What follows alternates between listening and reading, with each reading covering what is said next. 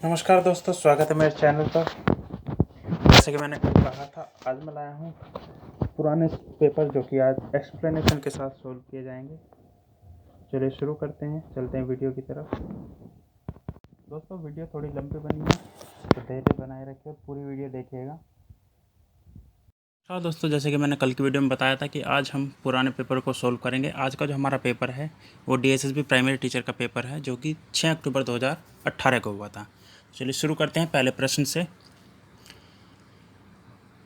ये संख्या है 7,45,832। इसमें विषम अंकों के योग तथा सम अंकों के योग में क्या अंतर होगा? तो 7 और 5 12 और 3 15, और उसके बाद 4 और 8 12 और 2 14। तो 15 में से 14 गए 1, तो पहला ऑप्शन हो गया इसका उत्तर। उसके बाद एशियाई खेलों में मस्तूल पर 6 देशों के झंडे निम्नलिखित तरीके से फहराए गए। चीन का झंडा भारतीय तिरंगे के बाएं था, तो चीन भारत के बाएं हो गया, तथा जापान का झंडा इसके दाएं जापान के झंडे के दाएं था, तो यहाँ पर आ जाएगा जापान। इसके बाद श्रीलंका का झंडा भारतीय झंडे के दाएं था, श्रीलंका का झंडा भारतीय के दाएं, लेकिन पाकिस्तान के बाएं, तो पाकिस्तान के बाएं श्रीलंका आ गया। जो कि बांग्लादेश के बाएं था, पाकिस्तान का झंडा जो है बांग्लादेश के बाएं है, तो बांग्लादेश यहाँ आ जाएगा। अब इसमें देखना है कौन से दो झंडे केंद्र में थे, तो केंद्र में थे हमारे ये दोनों झंडे, भारत और श्रीलंका। तो जो इसका तीसरा ऑप्शन है वो इसका आंसर है। इसके बाद तीसरा प्रश्न, C बराबर 3, कैन बराबर 18। तो C का मतलब 3, यानी अल्फ़ाबेट में अगर तीसरे नंबर पर C आता है। अब कैन का जो मतलब 18 वो देख लेते हैं हम कैसा आएगा। C मतलब 3, A मतलब 1 और N मतलब 14, यानी N 14 नंबर पर आता है, A पहले नंबर पर और C तीसरे नंबर पर। तो 14 और 1 15 और 3 18, यानी जो अल्फ़ाबेट जिस नंबर पर आता है उस नंबर को लेकर और उन्हें जोड़ देना है। चलिए शुरू करते हैं कंप्यूटर के बारे में। अब कंप्यूटर में C तीसरे नंबर पर आता है, उसके बाद O आता है 15 नंबर पर, 13 नंबर पर आता है M, P आता है 16 नंबर पर, U आता है 21 नंबर पर, T आता है 20 नंबर पर,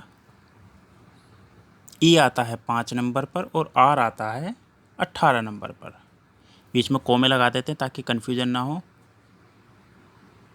कि लिखने में कोई नंबर इधर उधर ना हो जाए। तो अब इन्हें जोड़ लेते हैं। 15 और 3 18, उस नंबर को काटते रहे जो जुड़ते रहे। 15 और 3 18, 18 और 13 होता है 31, 31 और 16 47, 47 और 21 68, 68 और 20 88, 88 और 5 93, 93 और 18 111। तो इसका उत्तर हो गया 111। अब चलते हैं अगले प्रश्न पर। प्रश्न है, अंग्रेजी शब्दकोश में निम्नलिखित शब्दों में से कौन सा शब्द तीसरे स्थान पर आएगा? तो सबसे पहले पहले पर देख लेंगे, फिर दूसरे पर, अपने आप तीसरे पर पता चल जाएगा। तो पहले पर आता है HO, ये सब सेम हो गए। उसके बाद पहले आता है B, तो ये दोनों हो गए पहले और दूसरे पर। अब इसमें से जो पहले आएगा वो हमारा तीसरे नंबर पर होगा। L पहले आता है या R पहले? तो L पहले आता है, तो हमारा L जो हॉलीडे होगा वो हमारा तीसरे नंबर पर आएगा। उसके बाद एथलेटिक्स का संबंध स्टेडियम से है, उसी तरह से स्केटिंग का संबंध किससे है? ग्राउंड से, रिंक से, कोर्ट से या फिर पिच से? तो एथलेटिक जो होते हैं स्टेडियम में होते हैं और उसी तरह से स्केटिंग जो होते हैं वो रिंक में होते हैं। अब चलते हैं अगले प्रश्न की तरफ। तो अगला प्रश्न हमारा है, आपको एक प्रश्न तथा दो कथन, यानी एक प्रश्न है ये रहा और दो कथन हैं ये रहे। इनसे ये सुनिश्चित करना है कि जो हमारा दिया गया डाटा है वो प्रश्न का उत्तर देने के लिए पर्याप्त है या नहीं है। यानी पहला कथन पूरा है, दूसरा कथन पूरा है, दोनों की ज़रूरत पड़ेगी। तो पहला जो प्रश्न है वो है, कंपनी की कुल बिक्री कितनी है? पहला कथन है, कंपनी ने उत्पाद ए की 10,000 इकाइयों को प्रति इकाई लागत 34 पर बिक्री की। उसके बाद कंपनी की कोई अन्य उत्पादक लाइन नहीं है। अब इसमें अगर हम ध्यान से देखें, पहली लाइन में वैसे हमें सारा आंसर मिल गया है, लेकिन फिर भी एक ऑप्शन रह जाता है कि कहीं कोई और इकाई हो, क्योंकि हमें निकालना है कुल बिक्री। कुल बिक्री तो तभी होगा कि कंपनी की कहीं और बिक्री नहीं हुई है, तब ये बिक्री मानी जाएगी। तो हमारा दूसरे कथन में लिया गया है कि और कोई उत्पाद लाइन नहीं है। तो हमारा पहला, यानी पहला और दूसरा दोनों कथन अनिवार्य होंगे, जो कि हमारा ऑप्शन ए है। प्रश्न का उत्तर देने के लिए कथन 1 और 2 दोनों का मिलाकर डाटा आवश्यक है। अगले प्रश्न पर चलते हैं। काव्या का मुंह दक्षिण की तरफ है, यह है काव्या का मुंह दक्षिण की तरफ।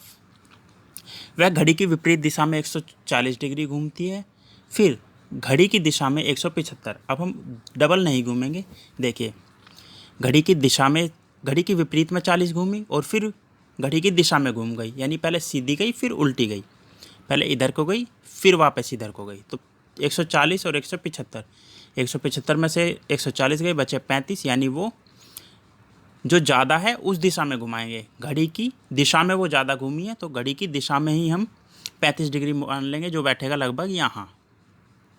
और ये कौन सा बैठता है? दक्षिण पश्चिम। तो उत्तर जो हमारा होगा वो होगा दक्षिण पश्चिम। अब चलते हैं अगले प्रश्न पर।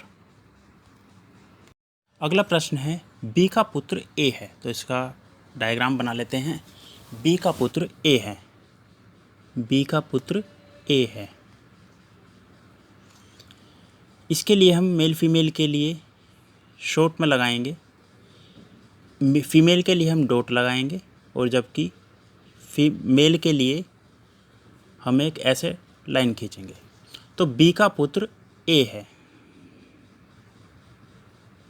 बी का पुत्र ए है, ए पुत्र है तो ए के लिए लाइन, बी का भी पता नहीं है, लेकिन अगले जो वाक्य है उसमें पता चल रहा है बी और सी एक दूसरे की बहनें हैं, ये सिस्टर्स हैं बी और सी, तो ये भी फीमेल है, ये भी फीमेल है। इसके बाद सी की माँ डी है, सी की माँ डी है, अब माँ है तो ये भी फीमेल हुई। और डी का पुत्र ई है, डी का एक और पुत्र है जो कि ई है, पुत्र है तो ये मेल हुआ। अब हमसे पूछा गया है कि कौन सा कथन सही है, तो चेक कर लेते हैं। बी और ई बहनें हैं, बी यहाँ पर है लेकिन ई जो है वो हमारा मेल है तो दोनों बहनें नहीं होंगी। ए का मामा ई है, ए की माँ बी, बी की बहन सी और सी का भाई ई, तो ए का मामा ई, यानी हमारा दूसरा जो ऑप्शन है वो हमारा सही है। इसके बाद निम्नलिखित श्रृंखला में छोटी संख्या का पता लगाइए। अब ये है हमारी श्रृंखला, अगर आप ध्यान से देखें 0, 7, 26, 63, 124, 215 डैश और 511। यहाँ पर अगर हम ध्यान से देखें तो ए की क्यूब होती है एक, एक की क्यूब एक, जिसमें से एक गया 0 आ गया। 2 की क्यूब होती है 8, जिसमें से एक गया 7 आ गया। 3 की क्यूब होती है 27, में से एक गया 26। 4 की क्यूब 64 में से एक गया 63। 5 की क्यूब 125 में से एक गया 124। 6 की क्यूब 216 में से एक गया 215, तो इस बार 7 की क्यूब आएगा, 7 सत्ते 49 सत्ते 343, और 343 में से एक गया हमारा 342, जो कि हमारा ऑप्शन सेकंड है। तो यही हमारा सही आंसर है। अगले प्रश्न पर चलते हैं।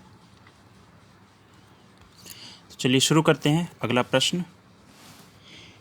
रूबा बीना से अपेक्षाकृत छोटी है, रूबा बीना से छोटी है, तो रूबा बीना, किंतु किरुबा से लंबी है, तो किरुबा इसके नीचे आ जाएगा। फिर नीमा किरुबा से छोटी है, तो नीमा इससे भी छोटी है। जयश्री नीमा से लंबी है, तो जयश्री यहाँ आ जाएगा, यहाँ कन्फ्यूजन है क्योंकि। इसके बाद बीना जयश्री से लंबी है, तो बीना पहले से ही हमारी यहाँ ऊपर आ रही है तो इससे लंबी हो गई। अब इसमें पता करना है उनमें सबसे छोटा कौन है, सबसे छोटा है जो सबसे नीचे है, कौन है? नीमा, तो इसका उत्तर हो गया पहला। उसके बाद अगला प्रश्न, उस सही विकल्प को चुनिए जो निम्नलिखित श्रृंखला को पूरा करेगा। तो अगर हम ध्यान से देखें तो यहाँ हमारा अर्धवृत्त पहले उल्टा जोड़ दिया है, फिर सीधा जोड़ दिया, यानी पहले गोलाई की तरफ से और फिर आधार की तरफ से। अब हमारे पास 2 त्रिभुज हैं जिन्हें पहले शीर्ष की तरफ से जोड़ दिया, तो अगली बार हम आधार की तरफ से जोड़ेंगे, तो ये कुछ इस तरह से बनेगा, जो कि हमारा किससे मैच होता है, जो कि हमारा मैच होता है तीसरे ऑप्शन से। तो इसका तीसरा ऑप्शन इसका सही आंसर है। चलते हैं अगले प्रश्न पर। अगला प्रश्न है हमारा 12 नंबर। निम्नलिखित आकृति में सीधी लाइनों की संख्या क्या होगी? तो लाइनों को गिन लेते हैं, 1, 2, 3, 4, 5। इसके बाद अंदर वाली लाइन 6, 7। इसके बाद 8, 9, 10, और ये 2 खड़ी लाइन ये लाइनें बच गई हैं 11 और 12। तो कुल मिलाकर हमारी लाइनें मिलती हैं 12 लाइनें, जो कि सीधी लाइन है। अब चलते हैं अगले प्रश्न पर। अगला प्रश्न है हमारा, विजय राजू का भाई है। विजय राजू का भाई है, तो विजय राजू बराबर में रखेंगे हम, जो भाई है। रेखा अभी की बहन है। रेखा अभी की बहन है, हम अभी को यहाँ रखते हैं और रेखा को यहाँ रखते हैं। रेखा अभी की बहन है। राजू रेखा का पुत्र है। राजू रेखा का पुत्र है। ये राजू है और ये रेखा है, तो हम इसे यहाँ से मिटाकर ऊपर कर लेते हैं अभी और रेखा। रेखा के लिए ई लगा देते हैं। तो राजू रेखा का पुत्र है, यानी ये। और रेखा का विजय से क्या संबंध है? अब देखिए, राजू और विजय भाई भाई हैं, और रेखा का पुत्र अगर राजू है तो रेखा का पुत्र विजय भी होगा। तो रेखा राजू की क्या हुई? माँ। तो ये है इसका सही आंसर, दूसरा ऑप्शन। चलते हैं अगले प्रश्न पर। अगला प्रश्न है, एल यदि जोड़ने का प्रतीक है, एम घटाने का प्रतीक है, एन गुणक का प्रतीक है, तो इसका मूल्य क्या होगा? तो चलो पहले लिख लेते हैं। 10, 5,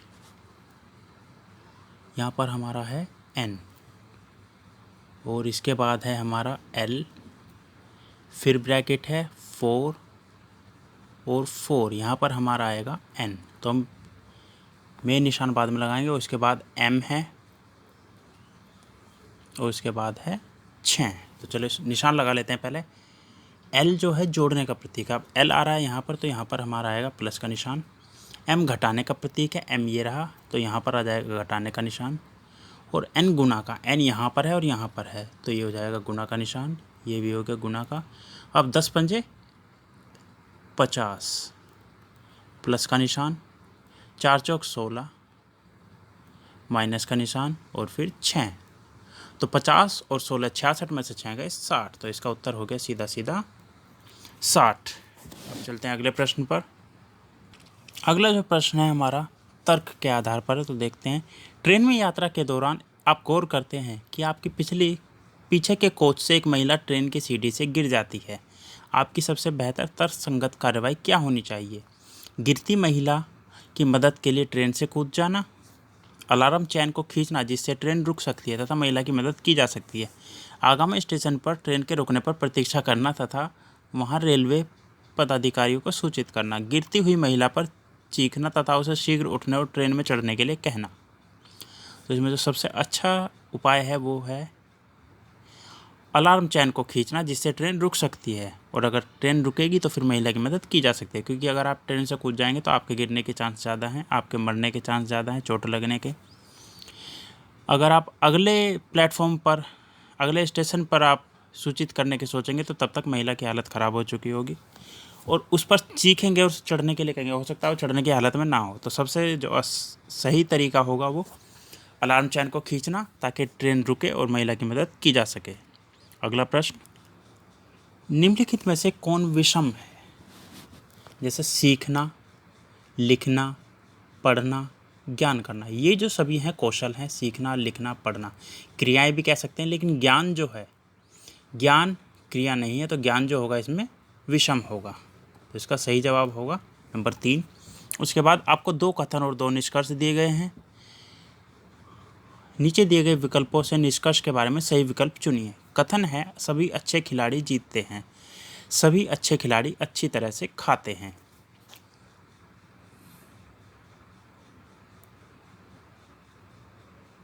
तो सभी अच्छे खिलाड़ी अच्छी तरह से सभी अच्छे खिलाड़ी जीतते हैं, और सभी अच्छे खिलाड़ी अच्छी तरह से तो इसके लिए हमारा डायग्राम बनता है, और डायग्राम इसमें बनाएंगे हम सभी अच्छे खिलाड़ी, यानी अच्छे खिलाड़ी ये भी हैं, ये भी हैं।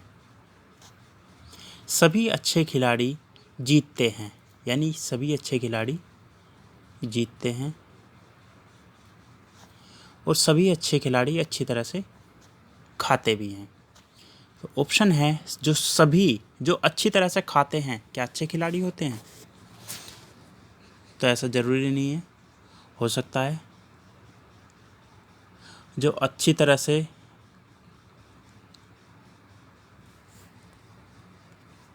क्योंकि इसमें ये हो सकता है सभी जो अच्छी तरह से खाते हैं, हो सकता है खिलाड़ी ना हो, कुछ और काम करते हैं, उसके बाद सभी जो जीतते हैं वो अच्छी तरह से खाते हैं, ऐसा ज़रूरी नहीं है। सभी जो जीतते हैं वो अच्छी तरह से खाते हैं। इसका जो उत्तर है ये है, ना तो पहला इसका पालन कर रहा है और ना ही दूसरा पालन कर रहा है, तो इसका उत्तर होगा नंबर 2। अगले प्रश्न पर चलते हैं। अगला प्रश्न है 5 खिलाड़ियों में से ने 5 छात्रों ने एक दौड़ में हिस्सा लिया। अकबर ने दौड़ को मनीष से पहले अकबर ने दौड़ को मनीष से पहले इधर से थोड़ा जगह कम पड़ जाएगी तो हम लेफ्ट साइड से शुरू करते हैं। अकबर ने दौड़ को मनीष से पहले अकबर ने दौड़ को मनीष से पहले लेकिन गणेश के बाद पूरा किया। ये जो हमारा होगा फर्स्ट कैंडिडेट हमारे यहाँ पर आएगा, यानी इधर की साइड। इसके बाद राहुल ने दौड़ को संजय से पहले कर लिया, लेकिन मनीष से पीछे राहुल, तो सही है। राहुल यहाँ आ जाएगा, संजय यहाँ आ जाएगा, इसको मिटा देते हैं। अब ये है हमारे जो श्रृंखला बनी है, ये को किस तरह से, यानी फर्स्ट गणेश है, सेकंड ये है, थर्ड फोर्थ फिफ्थ, तो हमारा विनर कौन हुआ? गणेश, यानी नंबर 3। प्रश्न है उपराष्ट्रपति किसके द्वारा चुना जाता है और निर्वाचन मंडल के सदस्य भी यही होते हैं? उत्तर है राज्यसभा और लोकसभा। अगला प्रश्न है सिक्किम में साक्षरता दर कितनी है? 81.4। गंगा मैदान में कर्नली नदी को किस रूप में जाना जाता है? घाघरा नदी के रूप में जाना जाता है। अगला प्रश्न 4, जुलाई 2018 में आयोजित किस ब्रिक्स शिखर सम्मेलन में निम्नलिखित में से किस नेता ने भारत का प्रतिनिधित्व किया? नरेंद्र मोदी, जो भारत के प्रधानमंत्री हैं। एक कृत्रिम स्वीटनर है, यानी ऐसी चीज़ जो कृत्रिम रूप से चीज़ों को स्वीट बनाती है, वो है एस्पार्टेम। इसके बाद 2018-2019 सीजन में ज्वार या माल डंडी का न्यूनतम समर्थन मूल्य क्या है? तो ज्वार का जो न्यूनतम समर्थन मूल्य 2018-19 में है वो 2450 था। ग्रास घरेलू उत्पाद नेट डोमेस्टिक प्रोडक्ट के रूप संबंध में निम्नलिखित में से कौन सा कथन सही है? मूल्यह्रास के मूल्य के वजन को समायोजित करने के बाद परिकलित एनडीपी जीडीपी होती है। दूसरा कथन है NDP equal to GDP plus GNP minus मूल्यह्रास। तो इसका उत्तर होगा केवल एक, सिर्फ पहला कथन ही सही है, दूसरा कथन गलत है। ऑब्जेक्ट खींचने या उठाने के दौरान ऋणात्मक कार्य किसके द्वारा किया जाता है? गुरुत्वाकर्षण बल के लिए। जब हम कोई चीज़ उठाते हैं या खींचते हैं तो गुरुत्वाकर्षण जो है उस चीज़ को अपनी तरफ खींचता है, इसलिए वो ऋणात्मक कार्य हो जाता है। कंचन हिमालय के निम्नलिखित भौगोलिक प्रभावों में से किसके अंतर्गत आता है? ग्रेटर हिमालय। अगला प्रश्न है एनसीबीसी का पूरा नाम क्या है? तो इसका पूरा नाम है national commission for backward classes. अगला प्रश्न निम्नलिखित में से किस उद्देश्य को स्थापित करने के लिए 74वां संशोधन पारित किया गया था? नगर निगम और उसके लिए चुनाव करने के लिए। हिमा दास ने 20 एथलेटिक्स चैंपियनशिप के तहत, यानी 2020 एथलेटिक्स चैंपियनशिप के तहत दुनिया में महिलाओं के कितने स्वर्ण पदक जीते? 400 मीटर रेस में। 19वीं शताब्दी में सामाजिक सुधार आंदोलन के प्रमुख संगठक तत्वबोधिनी सभा की स्थापना किसने की? देवेंद्र नाथ टैगोर ने। अगला प्रश्न किसे मिल्कमैन ऑफ इंडिया कहा जाता है? डॉक्टर वर्गीस कुरियन को। मूल संविधान में कितने अनुच्छेद और कितने भाग शामिल हैं? उत्तर है 395 अनुच्छेद और 8 भाग। अक्षय वेंकटेश निम्नलिखित में से किस क्षेत्र से संबंधित हैं? गणित से। दोबारा देख लेते हैं, अक्षय वेंकटेश निम्नलिखित में से किस क्षेत्र से संबंधित है? विज्ञान, गणित, खगोल ज्ञान या फिर खेल, तो गणित से संबंधित हैं अक्षय वेंकटेश। तुगलक की शासक अवधि कब से कब तक थी? 1320 से 1413 तक। तमाशा निम्नलिखित में से किस राज्य का लोक नृत्य है? तमाशा जो है महाराष्ट्र में किया जाता है। अगला प्रश्न, CPIRL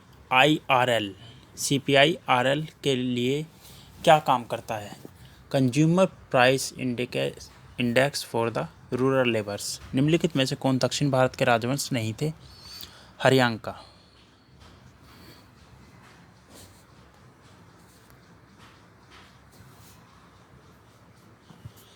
और ये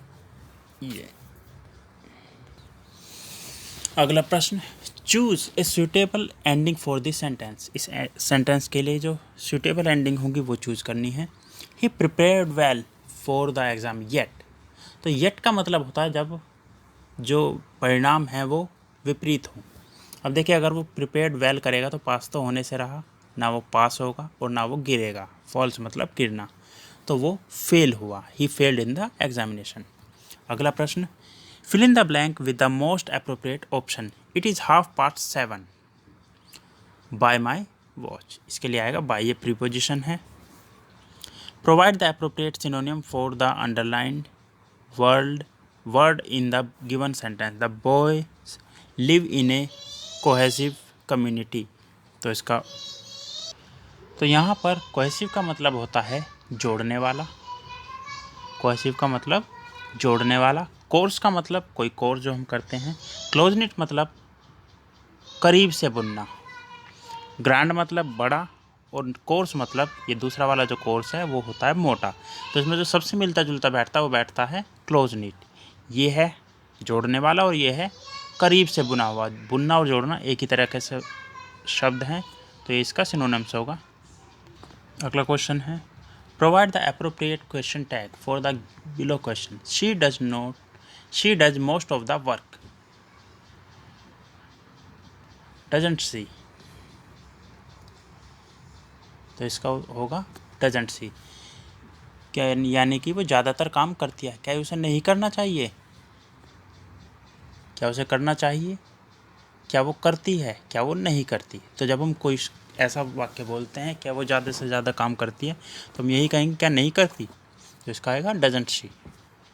उसके बाद which sentence of the below is grammatically most appropriate. I plan to watch a movie but and I couldn't get the ticket but I reached home sad. तो बट जो है इसमें गलत जगह लगा हुआ है, यानी मैंने मूवी के लिए प्लान किया लेकिन मुझे टिकट नहीं मिले और मैं घर वापस आया। उसके बाद I plan to watch a movie and I couldn't get the ticket by, ये लगभग सेम ही है पहला और दूसरा। तीसरा है I plan to watch a movie but I couldn't get the ticket and I reached the home sad. ये जो मैंने अभी बोला था ये वो सेंटेंस है जो सही बनता है। चौथा भी देख लेते हैं, I plan to watch a movie but I couldn't get the ticket. But यहाँ पर दोनों जगह बट लगा दे इसलिए गलत हो गया है। अगला प्रश्न, fill in the blank with the most appropriate option. The robot tiptoe towards the locker. He वो अवोक द ग्रैंड, यानी वो बिल्कुल धीरे से गए हैं। लीस्ट ही अवोक द गार्ड, लेकिन फिर भी जो गार्ड था वो उठ गया, तो इसमें लेस्ट आएगा। बाकी क्यों नहीं आएंगे? अलोंग साथ होता है, बिसाइड मतलब भी साथ होता, फ्रॉम मतलब से, यानी जिससे वो उठ गए, यानी धीरे धीरे जाने से उठ गए, ये भी नहीं होगा। तो फिर भी लेस्ट का जो मतलब होता है ये यहाँ पर सही आंसर आएगा। उसके बाद अगला है, fill in the blank with the most appropriate option. This time tomorrow I on the cricket field. तो I would play, I played, I play. Tomorrow है तो फ्यूचर आएगा, तो प्लेड और प्ले तो नहीं होगा।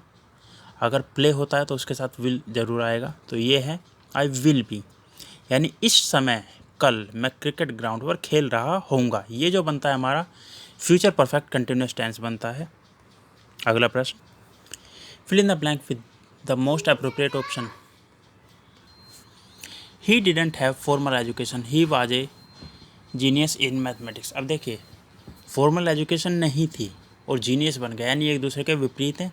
अब एस तो होगा नहीं, यानी वो फॉर्मल नहीं पढ़ा इसलिए वो जीनियस बन गया, या फॉर्मल नहीं पढ़ा जिसके परिणाम स्वरूप वो जीनियस बन गया, और फॉर्मल नहीं पढ़ा क्योंकि वो जीनियस था।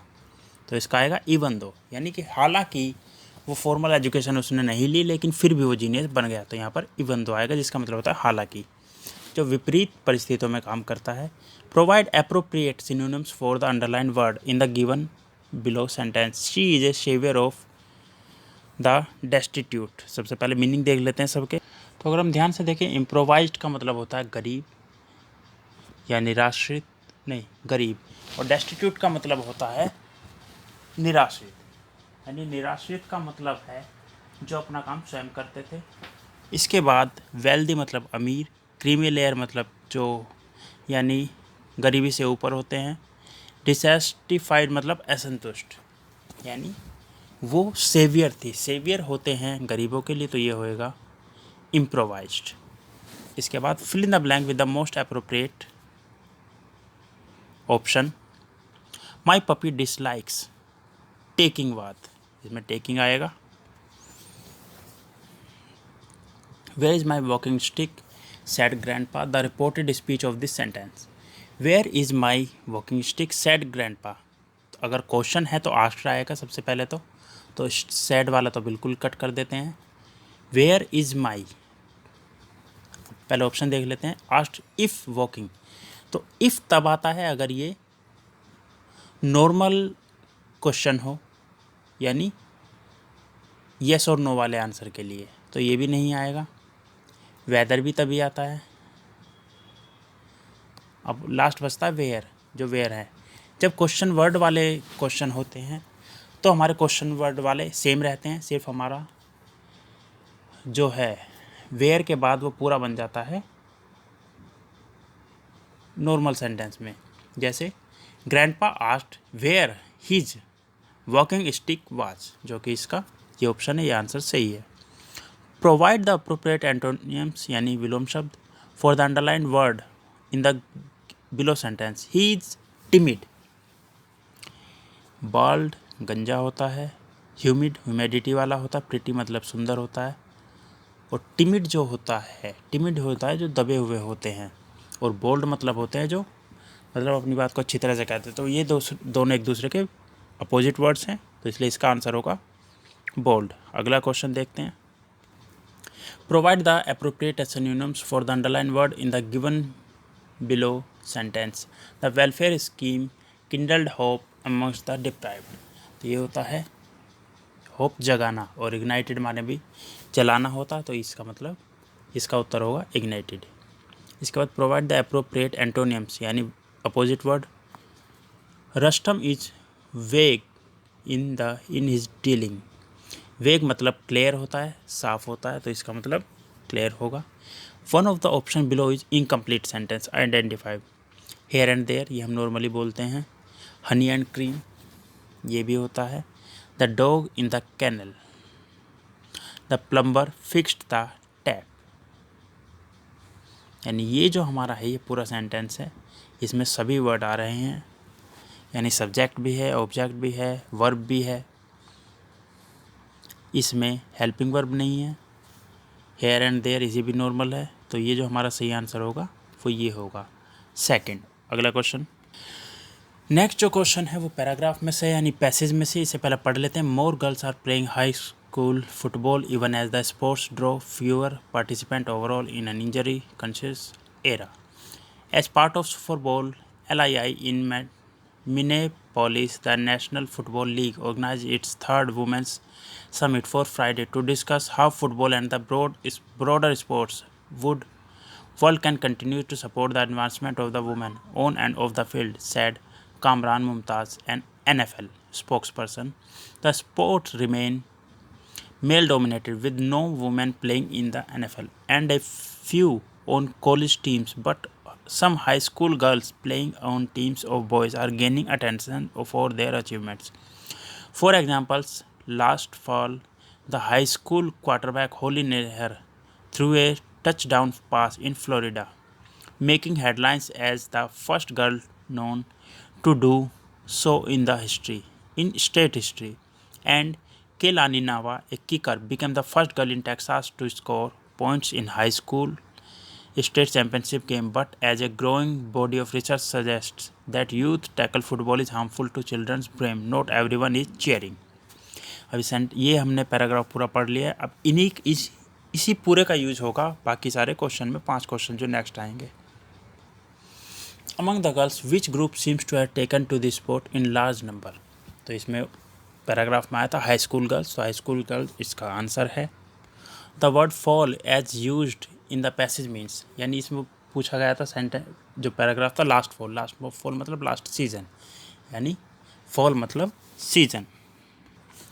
Who what is indicating that sport is harmful for children's brains. तो इसमें एक जगह आया था रिसर्च सेज, तो रिसर्च इसका ऑप्शन आंसर है। तो जैसे कि आपने पैसेज में पढ़ा होगा, 2 girls who made history recently in football are from Florida and Texas. English का आखिरी क्वेश्चन है, the cause of fewer participant in the sports is it is an injury prone game, यानी लोगों को लगता है कि इससे इंजरी ज़्यादा होती है। तो अब है अगला हिंदी के लिए, नीचे दिए गए गद्यांश को पढ़कर पूछे गए प्रश्न के उत्तर दीजिए। सबसे पहले पढ़ लेते हैं, शुक्ल जी के निबंध गंभीर। वैसे मैंने आगे के जो पेज बनाए वो इस तरह से है कि क्वेश्चन के साथ पैराग्राफ आता, तो डायरेक्ट वहीं चलते हैं। तो ये देखिए यहाँ पर क्वेश्चन भी है और साथ के साथ ये पैराग्राफ भी है, इसे पढ़ लेते हैं। पहले क्वेश्चन पढ़ते हैं, शुक्ल जी निबंधों का प्रारंभ प्राय किससे करते हैं। तो यहाँ पर लिखा हुआ है शुक्ल जी निबंधों का प्रारंभ परिभाषा से करते हैं, तो उत्तर आ गया इसका यहाँ पर ये रहा। कोशकार रूप का आशय क्या है। कोशकार का मतलब होता है शब्द कोशकार। हृदयंगम हो जाता है का अर्थ है, यानी अच्छी तरह से मन में बैठ जाता है, अच्छी तरह समझ में आ जाता है। लीची के निबंधों की विशेषता नहीं है, तो यहाँ पर पहले विशेषता देख लेते हैं।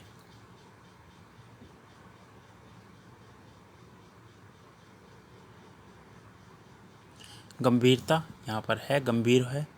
विचारपरक भी है। सूत्रबद्धता भी है, लेकिन व्यक्तिपरकता यहाँ पर नहीं है शुक्ल जी के निबंधों में। दृष्टांत का अर्थ है, दृष्टांत का अर्थ होता है उदाहरण। अगला प्रश्न है, धीरज किस प्रकार की संज्ञा है। तो धीरज यहाँ पर वैसे कन्फ्यूजन है, धीरज किसी का नाम भी हो सकता है लड़के का, लेकिन यहाँ पर जो है धीरज भाववाचक संज्ञा के रूप में इन्होंने माना है। लेकिन यहाँ पर कन्फ्यूजन है, दोनों कुछ भी हो सकता है, लेकिन जो DSSB ने जो आंसर दिया है वो भाववाचक संज्ञा के लिए दिया है, यानी धीरज जो है एक भाव है, धैर्य वाला। अगला प्रश्न, निम्नलिखित में वर्तनी की दृष्टि से कौन सा शब्द शुद्ध है। निरीक्षक, निरीक्षक, निरीक्षक। तो निरीक्षक ये भी गलत हो गया, ये भी गलत हो गया, ये भी गलत। सही में लिख देता हूँ, यानी न पे छोटी की मात्रा, र पे बड़ी और क्षय के। यहाँ गलती से क्रॉप हो गया वो चीज़, इसलिए मैंने अलग से लिख दिया आपके लिए। निम्नलिखित में से कौन सा शब्द स्त्रीलिंग है। हमला किया जाता है, हरण भी किया जाता है, हंस भी किया जाता है, लेकिन हड़ताल की जाती है। तो ये जो हमारा होगा वो सही आंसर है, हड़ताल स्त्रीलिंग है। जिसमें विघ्न बाधा न हो, अकंटक होता है। बेकाम में कौन सा समास होता है, अव्ययीभाव समास। आगामी का विलोम शब्द, आगामी मतलब आने वाला और विगत मतलब जो हो चुका, तो आगामी का उत्तर हो गया, विलोम शब्द हो गया विगत। निम्नलिखित में से कौन सा शब्द तद्भव है। ढाई, ढाई जो शब्द है दो और आधे को मिलकर बनता है, तो ये तत्शब्द है। अश्व का प्राय क्या नहीं है। पौरुषेय में क्या प्रत्यय है, प्रत्यय जो बाद में लगता है, लास्ट में जो लगा है वो है ए है। संग्रह में उपसर्ग क्या है, सम जमा ग्रह, संग्रह। निम्नलिखित में कौन सा शब्द देशज है। चिड़िया। अगला प्रश्न, निम्नलिखित में से तत्सम शब्द कौन सा है। नयन।